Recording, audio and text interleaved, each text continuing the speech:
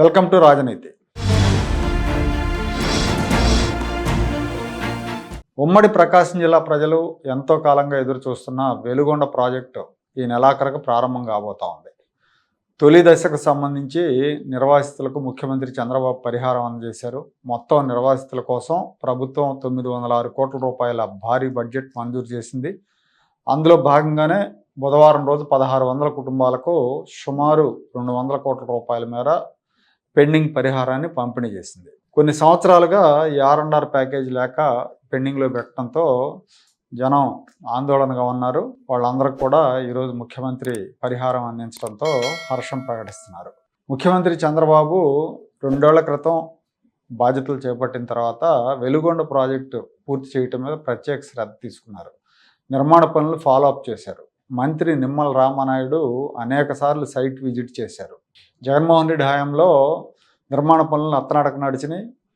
Tunnel bore machine సొరంగంలో ఇరుక్కుపోతే దాన్ని బయటికి తీసే ప్రయత్నం కూడా చేయలేదు. నీళ్లు రాకుండానే ప్రాజెక్టును ప్రారంభించి జాతికి అంకితం చేస్తున్నట్టు ప్రకటించాడు. అదంతా ఒక బూటక ప్రహసనం లాగా చేశారు అప్పట్లో. కానీ చంద్రబాబు ముఖ్యమంత్రి అయిన వెంటనే టన్నెల్ బోర్ మిషన్ని దాన్ని బయటకు తీసే ప్రయత్నాలు చేశారు. ఇప్పుడు దాన్ని పూర్తిగా డిస్మాంటిల్ చేసి బయటకు తీశారు. కాలువలకు లైనింగ్లు చేసేసారు.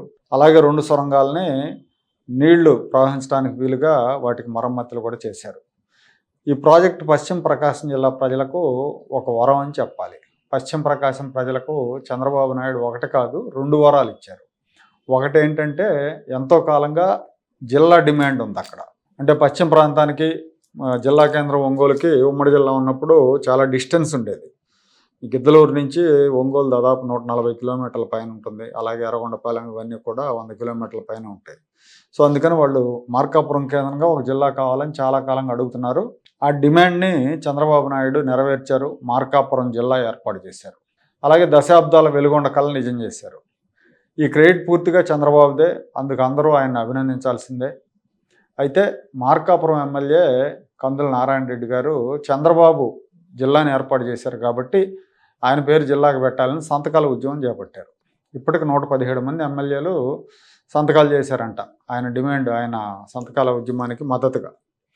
జిల్లాలకు నేతల పేర్లు పెట్టుకుంటూ పోతే అది ఆగేది కాదు. గతంలో కూడా మనం చాలా చూసాం. ఇప్పటికే చాలా డిమాండ్లు ఉన్నాయి. కుల సంఘాల దగ్గర నుంచి పార్టీల దగ్గర నుంచి అందరూ మా నాయకుడి పేరు పెట్టండి, ఆ జిల్లాకు మా నాయకుడి పేరు పెట్టండి, ఇంకో జిల్లాకు మా నాయకుడి పేరు పెట్టండి అని డిమాండ్లు చేస్తూ ఉన్నారు. రేపు పొద్దున ఇంకో ముఖ్యమంత్రి ఎవరో వచ్చి ఇంకో జిల్లా ఇస్తే తన తాబేదారులతో తన పేరు పెట్టాలని డిమాండ్ చేయించుకొని తన పేరు పెట్టించుకోవచ్చు.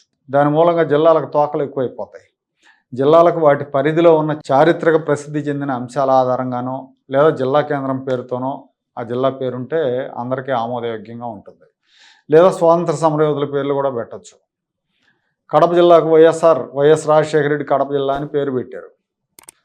ఆ వైఎస్ఆర్ కడప అని పిలవటానికి చాలామంది ఇప్పటికీ అంగీకరించట్లా, ఇష్టపడలేదు. ఇప్పుడు ఎమ్మెల్యే నారాయణ రెడ్డి ప్రతిపాదన వెనక చంద్రబాబు నాయుడు గారి మీద అభిమానం కంటే ఆయన మెప్పు పొందాలన్న ఉబలాటం ఎక్కువగా ఉందని చూసేవాళ్ళకి అనిపిస్తూ ఉంటుంది. ఇలాంటి భజనల మూలంగా అధినాయకులకి లాభం కంటే నష్టం జరుగుతుందని గమనిస్తే మంచిది.